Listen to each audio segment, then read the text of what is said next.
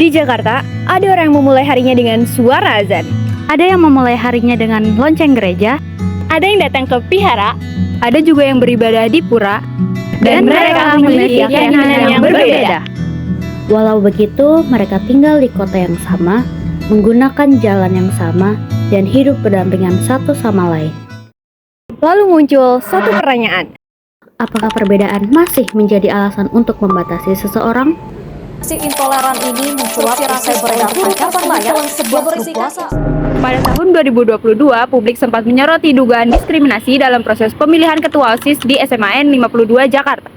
Perdebatan yang muncul bukan hanya sekedar dari pemilihan ketua OSIS, tetapi yang menjadi perhatian adalah di mana identitas agama seseorang menjadi penentu dalam memilih seorang pemimpin.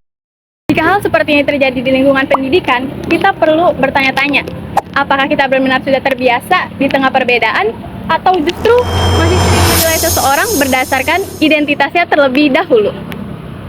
Pertanyaan ini menjadi penting karena Indonesia adalah negara yang sangat beragam. Berdasarkan Badan Pusat Statistik, Indonesia memiliki ratusan kelompok etnis dan lebih dari 700 bahasa daerah. Sementara itu, laporan dari berbagai lembaga pemantauan masih menunjukkan adanya kasus-kasus intoleransi dan juga kebebasan beragama dari tahun ke tahun. Data ini menunjukkan bahwa hidup dalam keberagaman bukanlah sesuatu yang otomatis terjadi. Dia perlu dipelajari, dilatih, dan dijaga bersama.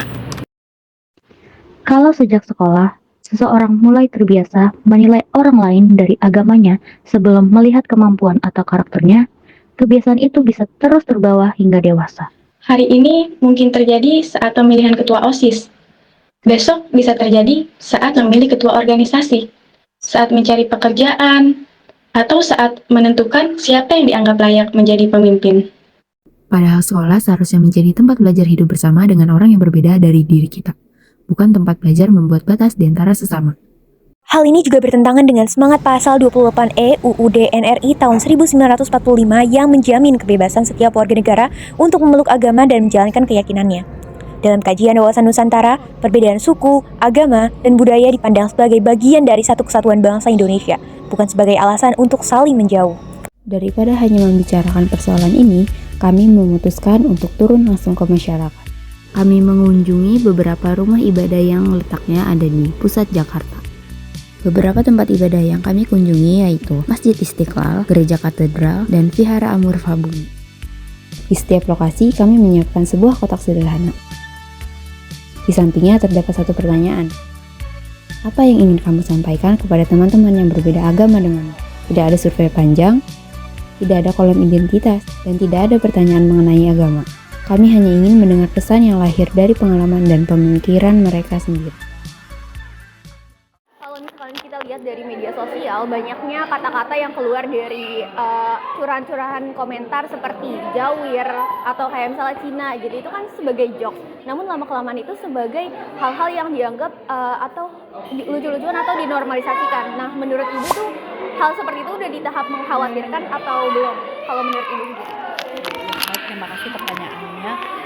Ya, melihat fenomena sekarang ini ya, kita tahu dunia sosial media itu merambah banyak sekali masyarakat Indonesia, dan juga self control itu sudah mulai redup gitu ya, khususnya bagi para netizen-netizen yang berkeliaran di sosial media, dan cemooh-cemoohan yang tidak sadar, tidak kita rasakan ternyata mengarah ke rasis. Nah, ini juga tentunya menjadi salah satu hal yang mengkhawatirkan.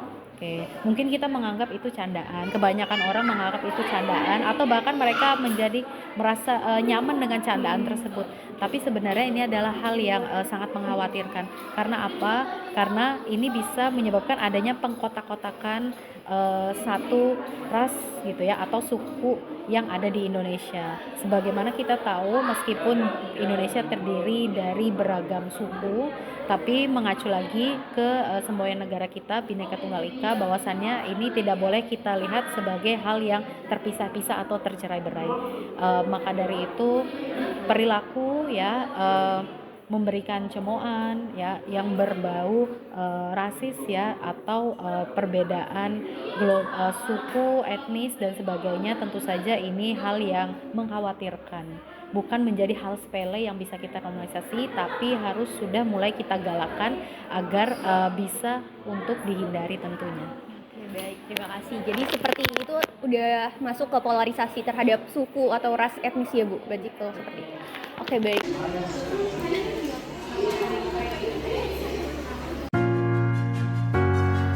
Jujur, kami datang dengan berbagai kemungkinan. Namun, dari puluhan pesan yang terkumpul, hampir semuanya berbicara tentang rasa hormat, kebaikan, dan hidup berdampingan. Di tengah banyaknya perbedaan yang sering dibicarakan, ternyata masih banyak orang yang memilih untuk saling memahami. Beda kelompok bukan batas untuk saling menyelamatkan. Beda keyakinan bukan alasan untuk saling menjatuhkan. Indonesia yang indah